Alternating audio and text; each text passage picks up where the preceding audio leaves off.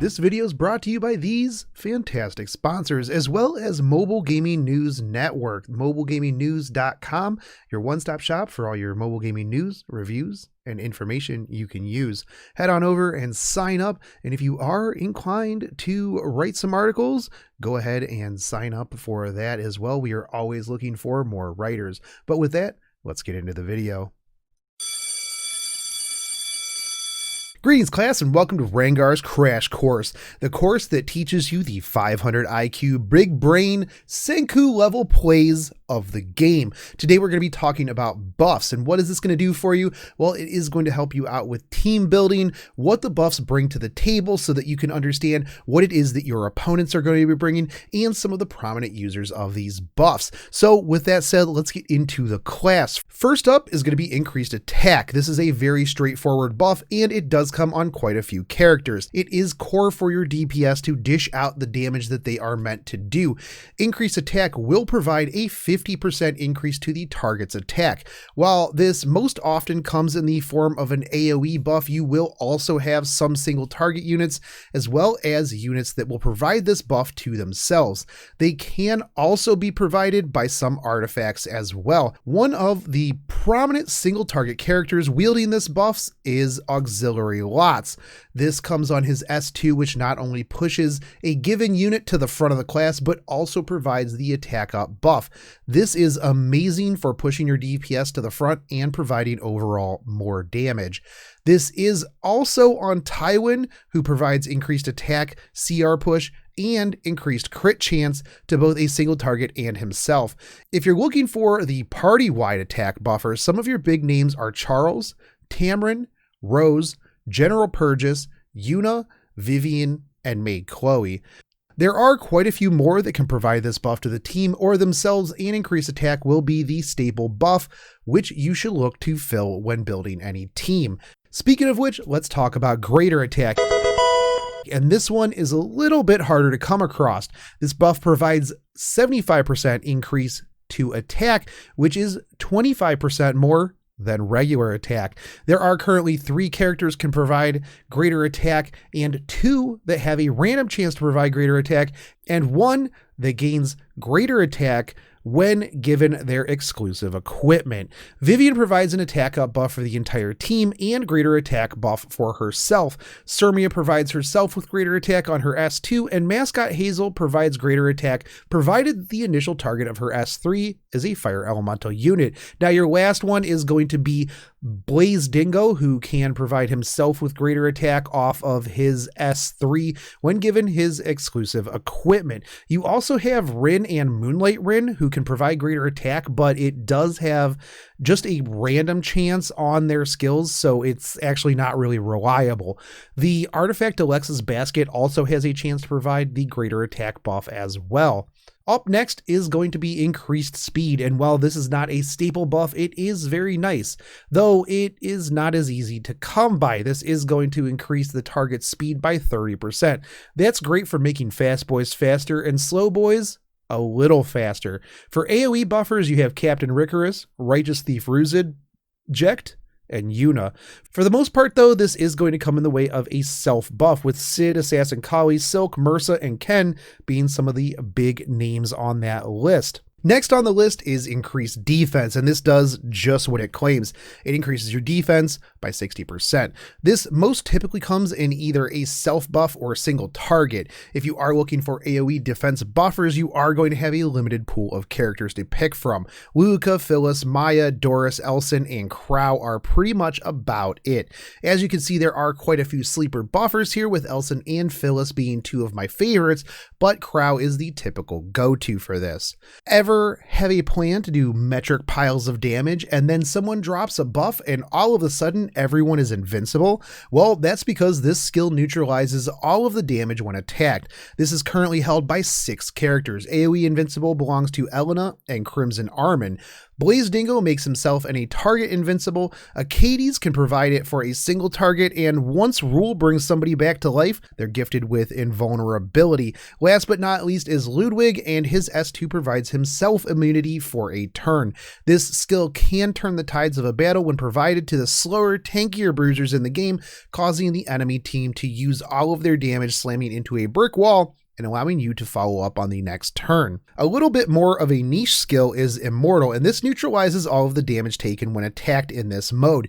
Debuffs will still land though, and it is one of the downsides of this skill, as often you can just debuff an Immortal user and then follow up the turn later. 4 characters come packing Immortal: Melissa, Kayron, Sven grant immortality themselves, and Shooting Star Acades has a targetable skill which will revive a dead ally and provide them with immortality for a turn. However, if you do use this on a living ally, it will grant them immortality as well as 2 random buffs for 3 turns. Now, I am sure that you have run into a barrier at one point or another, and barrier is a buff that neutralizes some of the damage taken when attacked. This barrier is based on many factors. Sometimes it's the target's HP, sometimes it's the caster's HP, sometimes it's based on attack, and sometimes it just kind of shows up. This is a very common buff in the game, and it is a good way to mitigate damage. This is a dispellable buff, however, but it also provides a good option against characters that can only strip a single buff, allowing the barrier to possibly be dispelled before your more valued buffs. Some of the more notable characters that come packing some barriers are Angelica, Fallen Cecilia, Rule of Light, Luluka, Dominel, and Eaton.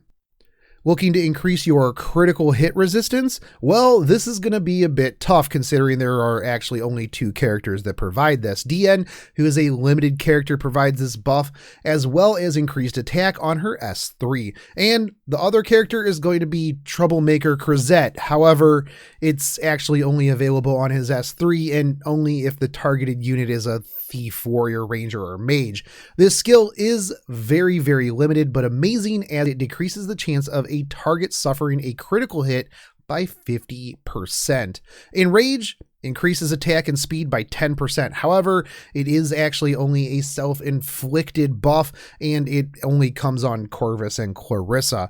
Continuous healing recovers 15% of your max health at the start of every turn, and this effect can stack. This is a bit of a rare skill when it comes to heals, however, being held by only 5 characters, 3 of which are grass, limiting some of your options. Jacked Lots and Ruzid are your green choices, with Doris and Guider Aether being your non-green options. I have ran into some very, very speedy teams in the past, stacking Lots and Ruzid for stackable continuous healing, and it was very interesting. This is a very good, interesting skill if you're not looking for heals immediately, but you can handle the heals over time. Stack 2 of these, and that's 30% at the beginning of every turn. If you are running Lots and Ruzid, you are going to have that speed up, and it is going to be ticking quite often. Now, out of sight, but not out of mind. Characters with stealth are rare but powerful. This will cause a unit to be untargetable as long as there are other allies on the field. Well, unless you use an AoE skill, in which case it will go away with one hit. Both flavors of Kali, yes, vanilla and assassin versions, Kisei and Judith all come with the ability to fade into the background. Reflect. This is an interesting but niche skill that only comes with Dominel. It will reflect 30% of the damage received. However, the reflected damage cannot be higher than the caster's max health. I have seen this used in concert with the Immortal skill, allowing a character to take massive amounts of damage, not die, and reflect 30% of that damage back to the enemy team. Next up is going to be Revive, and it is a very powerful buff, allowing a character to come back to life when killed. Maid Chloe and Misty Chain are your only options here for this one though. Maid Chloe will be your most seen unit, as she not only provides the revive buff, but also an attack up. Misty Chain is a bit harder to use, with her S3 providing revive to the ally with the lowest health for 2 turns. However, it does require her S3 to kill a target. Looking for more flexibility in your ability to crit? Bring the increased critical hit chance buff. This is going to provide you with an additional 50% chance to crit. Now, this does come on 3 units and 1 dog fodder. Furious and Challenger Domino will provide this buff to all allies, while Tywin bundles this into a single target buff that provides not only crit hit chance, but increased attack and 30% combat readiness. It also provides the same buffs for Tywin himself. Enot can provide this self buff similar to Tywin's on his S3, but should be fed to dogs for promotion instead. Debuff immunity is going to be one of the more core buffs in the game. This makes your target unaffected by any debuff or harmful effects. Single target or AoE, this buff is very powerful. Desert Jewel Basar, Angelic Montmorency, Crimson Armin, and Angelica are some of your bigger names rocking this key buff. Want to negate the damage from attacks? Well, Skill Nullifier will give you a one-shot damage negation. While not as good as invincibility, it is a great way to mitigate damage in both PvE and PvP. If you are looking for an AoE, you have 2 options, Fallen Cecilia and Kawana. The only problem with Kawana's Skill Nullifier is that it only works if your units are fire element. When it comes to self-skill nullifiers, you have Lidica and Lilibet, with Apocalypse Ravi providing skill nullifier to anyone that she brings back to life. Increased evasion chance is a very, very rare skill, with Assassin Sid providing it to himself on his S3 as the only self-evasion buffer. This provides him with a 50% chance to evade. This will also stack with artifacts that provide evasion as well as any sort of passives. However, there is one other unit that provides increased evasion, and this time it's to the whole party. The 2-star Wild Angra. His S2 provides 2 turns of increased evasion, and that's not all. It also provides 20% combat readiness on a 3-turn cooldown. This is insane. I do definitely suggest leveling this character up, as I have had very good results when running him with a Assassin Cartusia and a Mursa. Effect resistance is going to be the last one on this list, and this is brand new, being provided by Elena at the moment. This does increase the party's effect resistance by 50%. Now, there are other buffs such as Loveliness, Idol, and a couple others that are key to characters' skills, and typically these buffs are not dispellable or stealable and only come with that character to make it so that once they're in that mode, once they have that buff, it modifies the way that their skills work. These ones will be determined by the character and should be on the character's skill sets, and it'll let you know what those do. But with that, those are the buffs. We will be covering the debuffs in another video, so make sure that you look out for that, and hopefully this has given you a much better insight into the core mechanics of Epic 7. If you did like this, consider dropping us a like and commenting with what you would like to see in the future episodes of Reingar's Crash Course. If you do see people who are kind of struggling with the game or are brand new, make sure you share this out to them, as we are trying to help as many people get caught up on the game as possible.